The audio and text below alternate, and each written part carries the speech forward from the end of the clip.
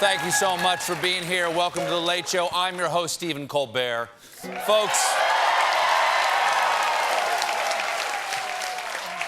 you know, the more we learn about the insurrection on January 6th, the more it becomes clear that we have two political parties in this country. You have the Democratic Party and the Anti-Democratic Party. Because only one of these parties cares whether you get a vote in an election. Take the case of former Chief of Staff and clinically depressed potato,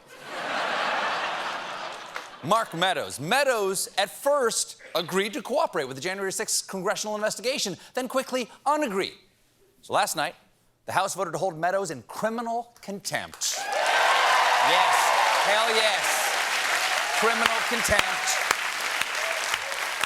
And the rest of us can just keep holding him in regular contempt. But only 2 Republicans voted for it, Kinzinger and Cheney. Every other Republican, every other one, doesn't want you to know what happened on January 6th.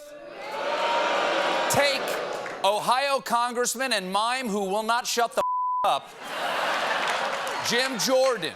Jordan wanted to let his buddy Meadows off the hook. Mark Meadows is our former colleague.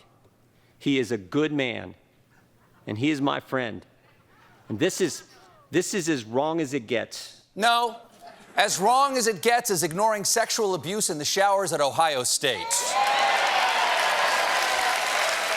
Look it up. Never forget. It's not just Jordan. The Republican Caucus is an accessory to this coup. And we recently got more evidence of that in the form of text messages to Mark Meadows, like this one received on January 7th from a Republican lawmaker. Yesterday was a terrible day. Well, I mean, at least we can all agree on that. We tried everything we could in our objection to the 6 states. I'm sorry, nothing worked. Oh, so he regrets not being able to drown Lady Liberty in a bathtub. It's like sending a sympathy card that says, my deepest condolences that you lived. I was rooting for the tumor. Now, yes, it's not a good card to have sent. The committee released a disturbing text from another Republican lawmaker sent to Meadows the day after the election. Here's an aggressive strategy. Why can't the states of Georgia, North Carolina, Pennsylvania, and other Republican-controlled state houses declare this is BS, where conflicts and election not called that night, and just send their own electors to vote and have it go to the SCOTUS? An aggressive strategy is a bit of an understatement. It's like an arsonist saying, Your Honor, I don't think of it as burning the house down. I think of it as an aggressive Marie Kondoing. The house did not spark joy, so I sparked a box of oily rags.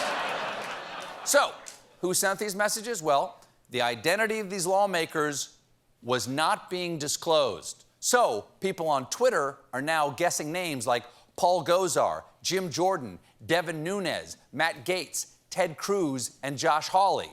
And you can play them the home version in the fun new game, Clueless. These messages got a little, there you go. These messages have the ring of unfiltered truth because they're taken from Mark Meadows' 2 personal phones, and nothing says innocent like a second cell phone. I'm sorry, what's that, honey? You found my second phone in the closet? Oh, that's just my backup I love you phone, in case I can't find the first one to tell you how much I was not sleeping with the babysitter last night. Bring. Hello, I love my wife, who's right here in the room with me right now. Goodbye, wrong number. This whole attempted coup was based on the former president's endless lies about non-existent massive voter fraud. And now the Associated Press has shown just how big a liar he is. They conducted a review of every potential case of voter fraud in the 6 battleground states that he disputed and found fewer than 475, a number that would have made no difference in the 2020 presidential election. Wow. That's going to make Rudy Giuliani yelling about fraud next to a dildo shop seem ridiculous. That's sad. It's sad. Sad. Crazy. Sad. It's crazy. It's crazy. Great. The few cases the AP did find could not throw the outcome into question, even if all the potentially fraudulent votes were for Biden, which they were not. And even if those ballots were actually counted, which in most cases, they were not. Okay, but are we really supposed to believe a bunch of reporters on something as important as an election? None of them have ever invented a pillow. Of course, it's not like there was no fraud at all. In fact, 3 Republican residents of the Villages retirement community in Florida were recently arrested for casting multiple votes in 2020. Yeah. Gotcha! Gotcha! Let's see the election fraudsters the GOP's been hunting for. My God! It's the criminal masterminds known as the Mahjong Mafia. Now, have you ever heard of the Villages? It's the largest retirement community in the world. Imagine if Central Florida made love to a golf cart on a pickleball court and had 100,000 very old babies. And these MAGA retirees could be going straight from bocce breakfast to the early jailbird special because they voted in Florida while also casting ballots in their original home states, which is a third-degree felony punishable by up to 5 years in prison. Yeah. 5 years. They'll have to live a life of institutional meals and lights out at 8 sharp.